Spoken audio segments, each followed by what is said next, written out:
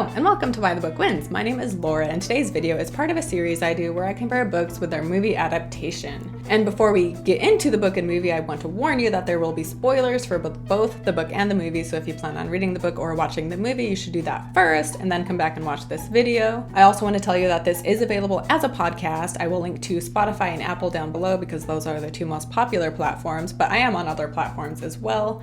So these tend to be about 30 minutes, but especially if they're longer and it works better for you to listen to it, that is available. And I also want to say that even though my podcast is called Why the Book Wins, I do love movies as well, and there are times where the movie wins when comparing book versus movie. So it is not always the book, because I do love movies, and oftentimes, before I even started this podcast, the reason I would read a book was because I liked the movie, and so I wanted to read the book for it. And so I love both, essentially, and I think I give a fair view of both book and movie, despite my name being Why the Book Wins. Anyway, thank you for clicking on this video. I hope you enjoy it. And yeah, let's get right into the book versus movie.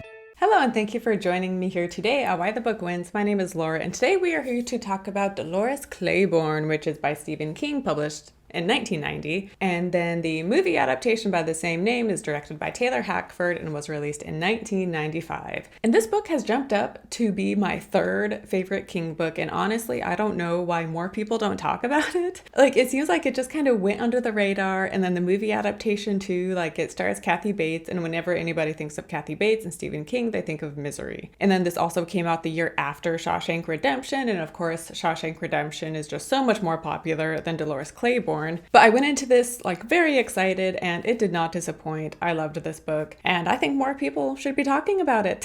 Also, I have my first edition copy right there. Anyway, to get into a summary for those who don't know, just a very brief summary. So Dolores has been working for Vera for over 30 years, and the last 10 years or so working for her, she has been her live-in caretaker as Vera has gotten older. The story begins with Vera's death, and Dolores is suspected to have killed her. While giving her inquest to the police, we learn the details of her time working for Vera, as well as the details of her marriage to this man named Joe, who had died decades prior. And she was suspected of murdering him as well at the time of his death. However, it was declared an accident and that she was innocent. However, through her telling us this story, we learned that she did not kill Vera, but that she did kill her husband, and we learned the reasons why. So I already said, as far as the book review goes, I loved this book, 5 stars. And the way this is written is very unique too, because it's written like Dolores is at an inquest, I think, and she's just telling her story. And so all we hear is what she says. Even when she's having a conversation with other people in the room, we only hear her end of the conversation. And so it's literally just someone verbally telling you a story. And this, I'm sure, is a great audiobook. I personally read it, but I kind of wish I would have listened to it on audio, because it would have been perfect, because that's basically how it's set up, is just someone verbally talking to you, if that makes sense. And I have heard great things about the audiobook, but yeah, I read the book, I didn't listen to it. But if you want to sign up for Audible and you have never signed up before, if you click my link down below, you can get your first book for free. And I love Audible. I may not have listened to this one on audio, but I listen to an audiobook every day, and I will balance reading one book physically, and then when I'm driving or running or whatever, I listen to another one on Audible or Libby. If I'm being honest, I do use Libby a lot too, but sometimes there's a long wait list, or sometimes Libby just doesn't have the books I want, and so I use Audible. But anyway, if you use my link down below, it does help me out, and I would greatly appreciate it. And while we're on the topic of me asking things from you, I would ask that you subscribe to my channel. It would mean so much to me, and like this video. And as we talk about Dolores Claiborne, I would love to hear your thoughts down below in the comments. And if you're listening to this as a podcast, I would love to get a rating from you, whether it's on Apple or Spotify or whatever. I know Spotify, a few months back, started including a rating system, so you can give me 5 stars if you want to. Anyway, back to Dolores Claiborne. So this also is just so unique when it comes to Stephen King for multiple reasons. It's not even horror, it's more of a psychological thriller, I would say. And then the way it's written, and then the fact that the 3 main characters are all women is also unique, I think, for him, because usually he has a man in there somewhere. And we do have Joe, Dolores' husband, but still the focus, especially in the movie, Selena, the daughter, is a bigger role in the movie. But in the book, the main characters are Dolores, Vera, and then kind of Selena. However, it does have some classic King elements. For example, he is very good at making something very normal be scary. In The Shining, he has that great scene with the fire hose. And then in this, they talk about dust bunnies, and so he is able to make dust bunnies something that's scary. And there is another scene we will get to that also had me on the edge of my seat and was more horror-esque. But yeah, overall, this book is not horror. So if you don't like the horror genre, I think you would still really enjoy this book because yeah, it is more of a thriller, a psychological thriller, I guess, more specifically. And I love too in this book how we jump back and forth in time.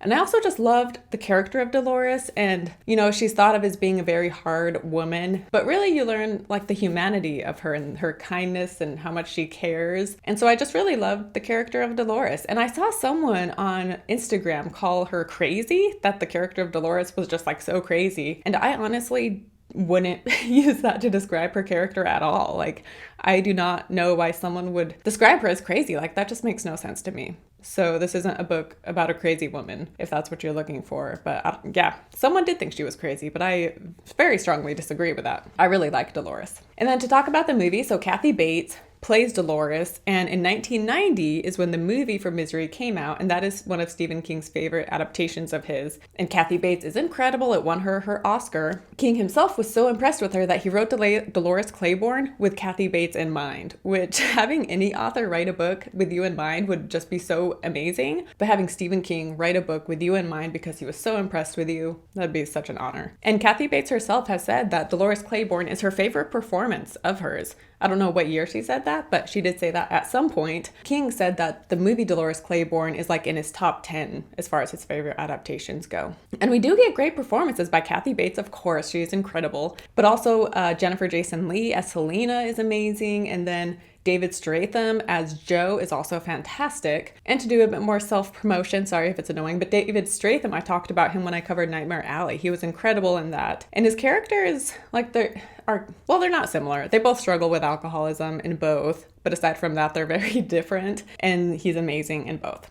There were times where the chemistry felt weird between the characters, but I'm assuming maybe that was done on purpose because these characters don't have your conventional healthy family dynamic, so maybe it was meant to feel off. But I also wanted to talk about Judy Parfitt. I don't know if I'm saying her name right, but Judy Parfitt plays Vera. And honestly, everybody's incredible, but Vera, I was so impressed with her performance, both like when she's younger as well as like near the end when she's older. She was amazing. And I might have been so impressed with her because of the fact that I knew nothing about her, so I had no expectations. Whereas with the other three, I had high expectations for their performances and they did deliver. Whereas with Vera, I had no expectations. And so I was just totally blown away. She was amazing. She had been like a stage actress, I believe. And then Helen Mirren was the director's wife, and she suggested that this Judy woman audition, and after she auditioned, Kathy Bates and the director were like, who was that? Like, she was amazing. And yeah, so she was fantastic. Another downside to this movie though is that there are moments where we have a green screen background and it's just very obvious. This is 1995, so that could be a little distracting at times. But overall, this was a faithful adaptation and I did enjoy it. But even though it's a faithful adaptation, there are some differences between the two, so let's get right into them. So the book begins and ends with Vera, so that is where I will start. So in the movie, we see that Vera has a husband, but he just seems to ignore her and be annoyed by her a lot of the time. And then at one point we hear that he has died in a car crash. And then later in book and movie, Vera is talking to Dolores and she very strongly implies that she caused the death of her husband. And she says that it happened while he was driving home from his mistress's house. So he was having an affair, but I'm sure there were other reasons as well. And so that part is same in book and movie. But what is left out from the movie is the fact that Vera and her husband had 2 children. So this takes place on an island called Little Tall. And so Vera and her family would come there just for the summertime. And so after the death of her husband, the children come back, with Vera after the husband's death. However, after that, they just stop coming. And Dolores just assumes that they just don't have a good relationship with Vera and they have become estranged. And she even asks Vera at one point, and Vera confirms it, that, yeah, like they're just estranged. But at the end of this book, we hear that Vera in her will had left all her money to Dolores. And Dolores is very confused and she's like, why aren't her kids getting this money? And we did find out that her kids had died just a year after her husband's death. Someone had overheard them arguing about how the son wanted a car, but so did the daughter. The daughter was too young to have a car, but they were like having this argument about it. And in Dolores Claiborne, the book, she talks about having arguments where you have the top of the argument and the bottom of the argument, meaning the top of the argument is like what is being argued about, but the bottom of the argument is like what's really being talked about, if that makes sense.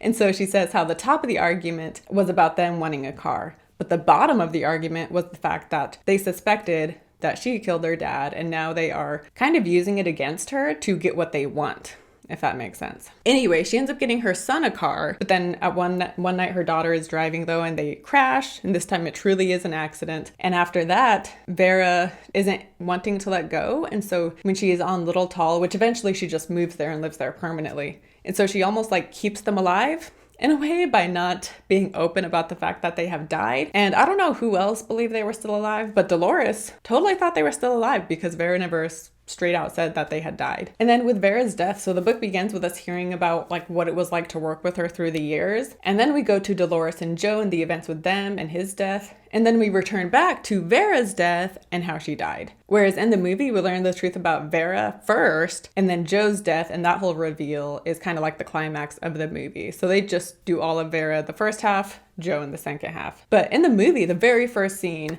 we see Dolores and Vera struggling at the top of the stairs. Vera falls down. Then Dolores runs to the kitchen, grabs a rolling pin, comes back, makes it seem like she's about to hit Vera. When a mailman walks in, he sees the whole scene and he's like, clearly Dolores is trying to kill Vera. And that is how the movie begins. Whereas the book begins with us knowing nothing about the circumstances of Vera's death. But the details are pretty much the same in book and movie. However, in the book, Dolores tells us how Vera will get in these moods where she is just very distraught and she's seeing things that aren't there. And she freaks out about dust bunnies. And she says how she was having a really bad episode and she was upstairs, Dolores was downstairs, and she hears Vera screaming and she comes inside, and Vera is so upset that she was trying to get out of her room and the wheelchair got stuck in the doorway, and so she even stood up out of the wheelchair because she was that anxious about getting away, even though like people thought she couldn't walk and she never got out of her wheelchair.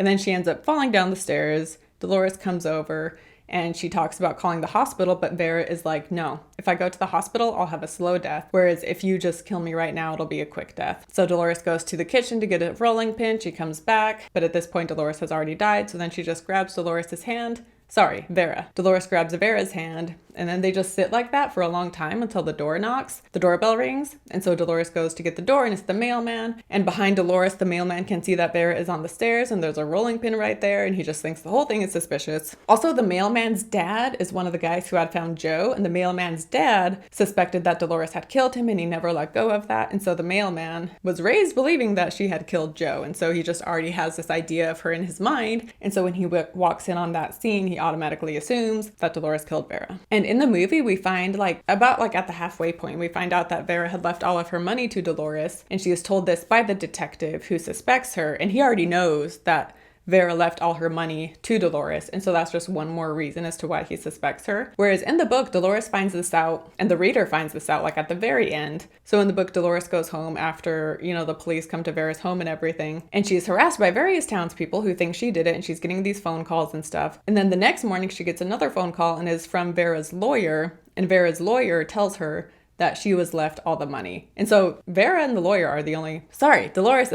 are the only ones who know, so the police didn't. But when Vera hears this, she is very upset and nervous because she's like, man, when the police and when the townspeople find out that I inherited all this money, they are definitely going to suspect me. And then this is, of course, when she's like, why didn't the kids get the money? And this is when it is revealed to the reader as well as to Dolores that Vera's children had died. And so Dolores leaves the house, and she briefly thinks of committing suicide and just being done with everything. However, she hears Vera's voice in her mind, and she decides instead to go to the police and just tell her whole story to them. And that is the story we are reading when we read Dolores Claiborne. Whereas in the movie, she finds out at the halfway point that she inherited this money, and yeah, it's not quite as, I mean, it's dramatic, but it's not like at the end. And so it's just changed a little bit there. But to talk about Dolores's children, because in the movie, she only has Selena, but in the book, she has 3 children. So she has Peter, Selena, and Joe Jr. And in the movie, Selena returns to Little Tall, the island where this takes place, when she finds out that her mom is like being questioned for the murder of Vera. And they have an estranged relationship, and this is her first time visiting in 15 years. And she also doesn't call often, so they just hardly know each other. And when Selena shows up in the movie, Dolores doesn't even recognize her.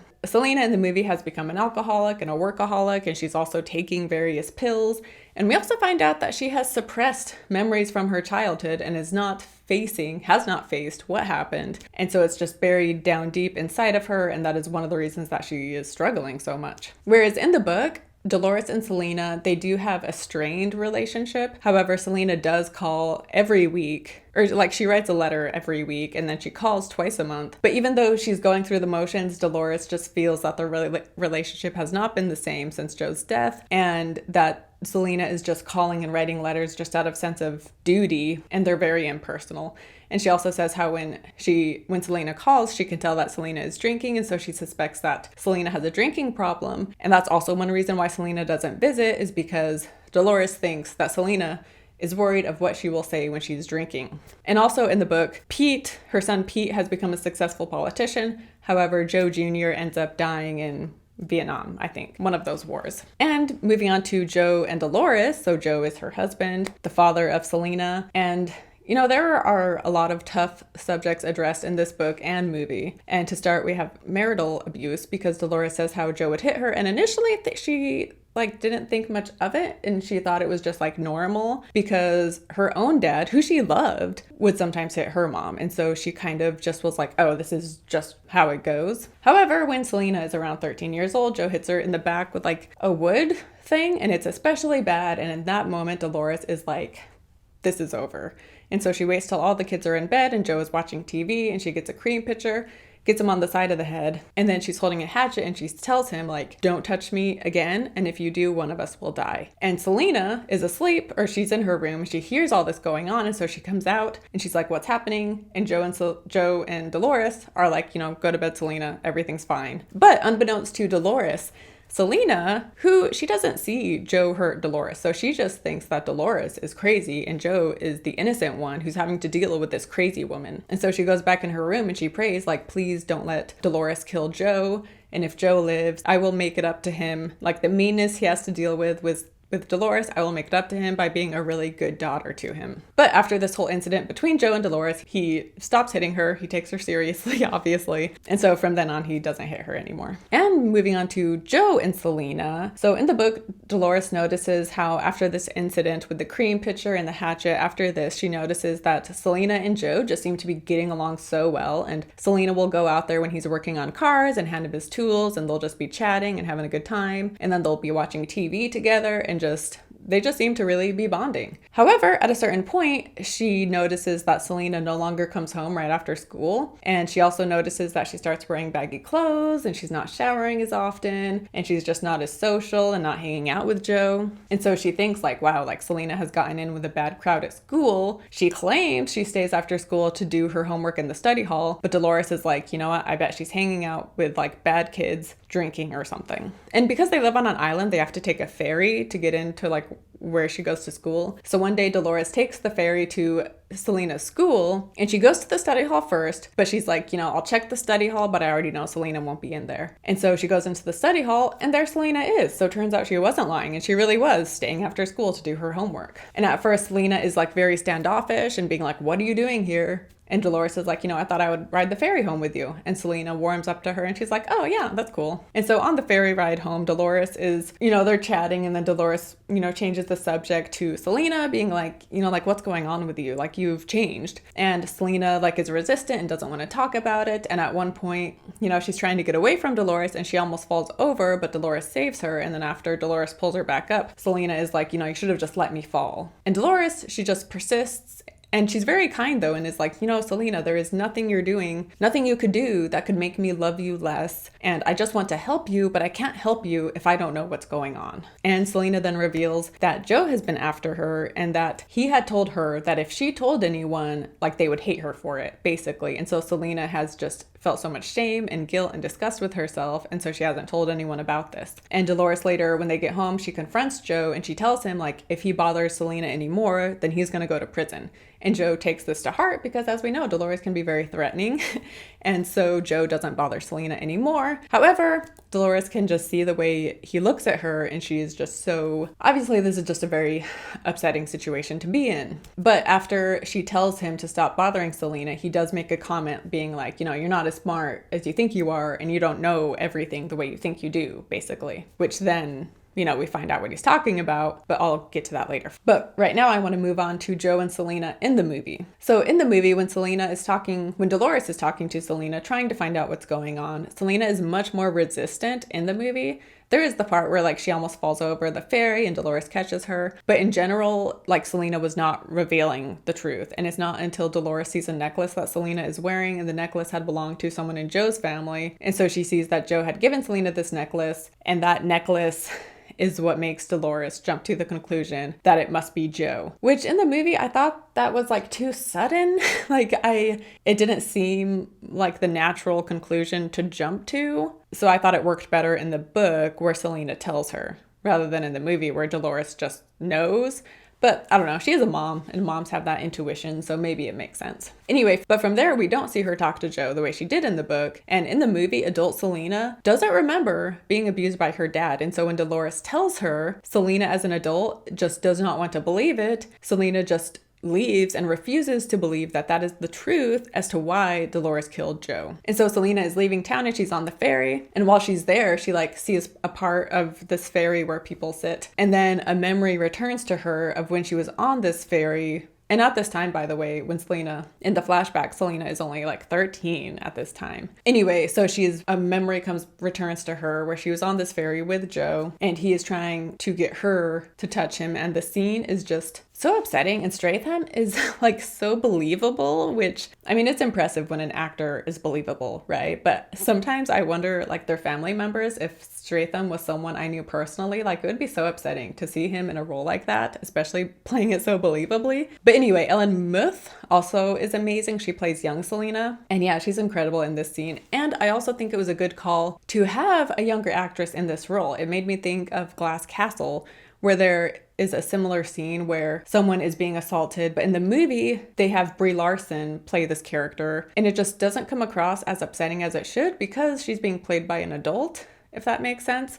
Whereas here they have a young actress in the role, and so it's just all the more upsetting. And the scene isn't graphic, but it doesn't need to be, right? Because just in and of itself is just so upsetting and so disturbing. So it's a great scene and it's very powerful, but it is upsetting to watch as well. And this is when Selena realizes that Dolores was telling the truth, and this was part of her past, but that she had been suppressing it this whole time. Whereas this doesn't happen in the book because we don't get anything from Selena's perspective. So we don't know if she's suppressing her memories or not. We don't know really anything about her, aside from what Dolores tells us. But to talk about the bank, so I said earlier how Joe told Dolores, you don't know everything you think you do, or you're not as smart as you think you are. And what he is referring to is the fact that he has taken the money Dolores has been putting in an account for college for the kids. So Dolores goes to the bank because after this all happens, she's like, I need to get out of here. I need to get the kids away from Joe. And so she has been depositing $40 a week, which in the movie it's $40 a week. I don't remember what it was in the book. But anyway, she opened up an account in both her and Joe's name. However, she is the only one who has ever made deposits in this account. And so she goes to withdraw the money so that she can get out of there. However, it is revealed that Joe showed up, weeks ago, and he took the money. And she's like, what? But I don't know what a passbook is. I guess that's something that was needed in the 90s. And so she's like, I have the passbook for this account. and you can't access the account unless you have the passbook. So how could he get the money when I have the passbooks? And they tell her that Joe had come in and he lied and he said he lost the passbooks. Like, it was so easy for Joe because they were just like, oh, that's fine, you know, like you can take the money anyway. And Dolores finds out that he took the money and just put it in a different account in the bank. But she's obviously very upset because she is the only one who has ever done anything with this account. She is the only one who comes in to make a deposit. And the fact that he didn't even have the passbook, like if roles had been reversed, which this is shown in book and movie, how if roles had been reversed and if Dolores is the one who was like, oh, I lost the passbook, but I need to withdraw all that money, they would have called Joe and been like, hey, like, is this okay? Or even after the fact, they would have called Joe and been like, oh, by the way, your wife came in and took that money, just letting you know. But because it was the husband coming to get the money, you know, it's sexist, right? And they were just like, oh yeah, fine, like you're the husband, we trust you. So yeah, that was a great scene in both book and movie. So after all of this, Dolores is working at Vera's house, and then she and Vera are in a room together and Dolores just breaks down crying. And after she's done crying, Vera asks what's up. And so Dolores tells her about Joe and Selena, and then she tells her about the money and how she was going to use that money to get away from Joe, and now she can't. And so Vera, she's like, you have never even been outside of Little Tall, or you haven't been far outside of Little Tall. And also, you couldn't go that far, and Joe would end up finding you anyway. And so telling her how, you know, that wouldn't have solved the problem. And then she says the line, and this is both book and movie, she says the line how, you know, Dolores, husbands die every day. And sometimes an accident can be an unhappy woman's best friend. And this is when she heavily implies that she caused the car accident that led her husband to die. And in the movie from here, like the movie just has things move very quickly because when she finds out about Selena and Joe, the bank, this talk with Vera, the eclipse, it all seems to happen like in the course of a week. So things happen very quickly, whereas in the book, it was much more dragged out. And the eclipse, that happens which the night of the eclipse is the day Joe dies. And the eclipse happened like a year after she found out about Selena and Joe. And so she finds out about them, and then sometime later she finds out about the bank. And then even from there, like she finds out, you know, she has her breakdown in front of Vera. And then from there, it's still just a long time. And it's because, you know, Dolores is thinking about it and planning it. But also, she doesn't want anything to happen to Joe too soon after Selena had told her, because she knows that if Joe dies soon after that, Selena would know that Dolores had done it for Selena, and that would cause Selena to just feel so much guilt about her dad's death. And so she doesn't want Selena to feel guilt about her dad's death, and so Dolores wants to wait, and she's hoping that a year is long enough that Selena won't connect the two events and she'll truly think that it was an accident. And then also in the movie, after Selena tells Dolores what happened, she like stays very distant and withdrawn. However, in the book, after Dolores, you know, tells Joe to not bother her anymore, Selena and Dolores' relationship gets back to normal and they're on good terms again. Whereas, yeah, just overall in the movie, Selena is just a much more, I don't know, like withdrawn character. And we don't really see her having a good relationship with Dolores at any point in the movie, really. But also in the book, Dolores talks about how Selena is the main reason why she wants to be rid of Joe. But also she talks about how her oldest son, Peter, how Joe will bully Peter. And so she's worried about what that's doing to him. And he just makes fun of him. And then their youngest son, Joe Jr., is like 4 or 5. And Joe Jr. like imitates Joe and tries to be like him. And when Joe Jr. gets in fights at school or beats people up or bullies people, Joe praises him for it. And so Selena's her main concern, but she is also worried about what his influence is going to cause to her 2 sons as well. So she's worried about all of them. Whereas in the movie, again, she doesn't even have sons and it's just Selena. So Joe's death in the movie. So we have the day of the eclipse, which in book and movie, Vera makes a very big deal about this eclipse and she's very excited about it. And in the movie, at one point during this party she's having, she tells Dolores that she should go home. And she is very encouraging, trying to get Dolores to go home and kill Joe in so many words. Whereas she says her bit that I talked about earlier, but that's it. Whereas in the movie, she definitely was like very heavily pushing Dolores to do this. But anyway, so in both book and movie, Dolores goes home. She buys Joe a bottle of whiskey and gives it to him, and then she makes him a sandwich. And then when the eclipse starts, she tells him about the money, and she lies. Well, it's like a half truth because she's like, you know, I found out you took the money and, you know, you sure got a good one over on me. But then she lies and she's like, you know, but I got the money back out and I hid it and I buried it over here in the yard. And so Joe gets very upset and he grabs her by the neck and he wants her to take him to where she buried the money. Like in the movie, she's being chased, whereas in the book, I think she was like taking him to where the money was. But regardless, tensions are high and she's scared of him. And he is very upset with her, plus he's drunk. And so she's running when she comes across the well, which there's a well in the ground. And when she comes across the well, which she knows is there, she jumps over it. And Joe, not knowing it's there, falls into it. And in both book and movie, at first he's like hanging on to the edge and she's worried he'll be able to pull himself out. However, in both book and movie, he does fall right in. And in the movie, we learn that, like, that's that, and it's done. And there's a line in the movie where Dolores says how she was surprised how easy it was. And this is my biggest problem in the movie, because in the book, it wasn't easy. And it was such a great part of the book, too. So to get into that part, once he falls in, he is calling up to her. And this goes on for a long time, where he's just calling to her. And, you know, sometimes he's upset, sometimes he's sad, sometimes he's trying to coax her. But, you know, eventually he realizes that she's not going to help him. And so then he starts trying to climb up and he gets part of the way up. However, then he falls back down. And so Dolores is watching him, and at one point he's not moving anymore. So then she goes back inside the house and she tries to sleep. But then at one point during the night, she suddenly feels like she needs to go back out and check. So then she goes back out there and she sees that he once again has started to climb up and he has gotten very close to the top. And so she grabs a big rock, hits him with it, he falls down. Not before he's able to grab her ankle, however, but eventually he lets go of her ankle and he falls. And so from there, you know, it's done and she goes back inside. And then when she's being interrogated, once they find him, she's being interrogated about it. And the detective is saying how based on the autopsy, it seems like it took him, once he fell, it took him a long time to officially die. And then later, as we're, you know, in the present, she's telling them about, you know, when she's being interrogated, she says how while she was talking to them at one point, she like cried a real tear. And she says the cause of that tear, like it saved her from being harassed by the townspeople, because whoever was there in the interview, they saw her cry. And so they saw that, you know, she wasn't this heartless woman and she did care about the fact that Joe had died. And so I guess the news was spread. And so people didn't harass her about Joe's death, which is different because in the movie, she was harassed after Joe's death. And Selena also has to deal with the harassment and the phone calls. So that was different because in the book, nobody,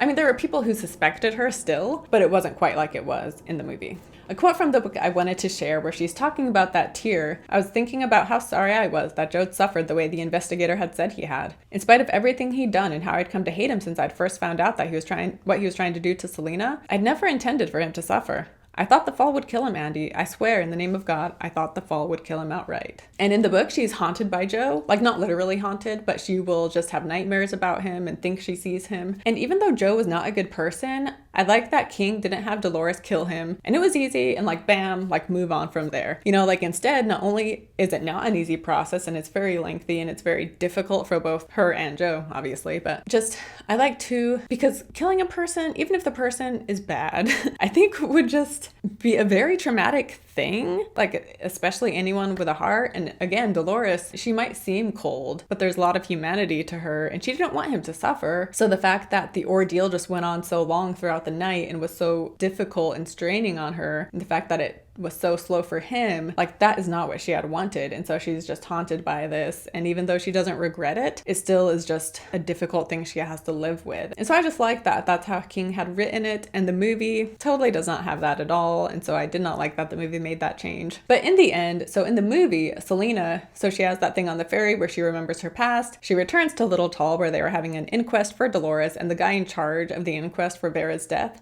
is the same guy who tried to pin Joe's death on Dolores. And so since she got away with it then, he has like always wanted to get her for something. So he's really trying hard to pin this thing on Dolores. However, Selena shows up and she proves that all of like their evidence is all bogus and they really have nothing on Dolores. And so it's this big, you know, Hollywood moment. And so Selena saves the day, and then she and Dolores have a moment before Selena takes the ferry back into the city. Whereas in the book, after Dolores has finished giving her full report, like it's the end of that. However, in the last chapter, we see some newspaper clippings, and one of them shows how Dolores is no longer involved in Vera's death and it was an accident. And then another newspaper clippings talks about how Vera's children will be returning home for that Christmas, including Selena. And and Dolores is quoted as saying that they will have a lot to talk about. And so the movie does focus a lot more on Selena and Dolores' relationship. Like I said, we never get anything from Selena's perspective in the book, but we see a lot of Selena in the movie. And I didn't mind that. I thought that was fine. So that didn't bother me. Yeah, I like that last scene was very Hollywood,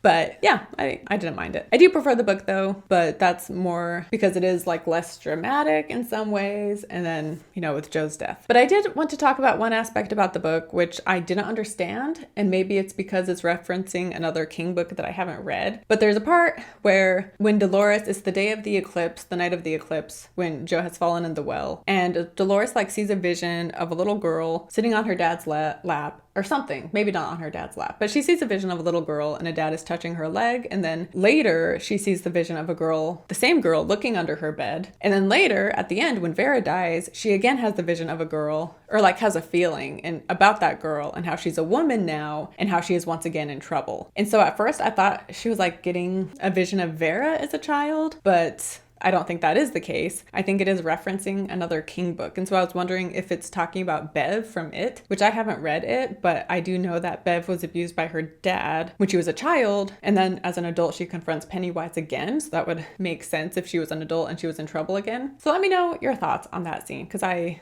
didn't understand the meaning of it. But onto book or movie, as you already know, I like the book better because of Joe's death. That was a huge change. But also the music in the movie could also be over dramatic at times. Like when Joe hits her in the back with the wood thing, like the music got so dramatic in that moment. It was a bit over the top, which by the way, the music is by Danny Elfman. However, I didn't mind the changes that were made, you know, like with the vindictive detective from the past played by Christopher Plummer, that was fine. And the focus on Dolores and Selena's relationship even more. I liked that. And I love Jennifer Jason Leigh, so I'm always down to see more of her. And the acting is good, but like I said, some of the chemistry just seemed off. And the ending is very Hollywood. And the movie though, I would give a 3.5 stars, I think, whereas the book is a 5-star book for sure, so the book does win. But I do like the movie, and I think if you like the book, the movie is worth watching. But yeah, the book wins. And I hope you guys enjoyed this video, and I will see you next time. Bye.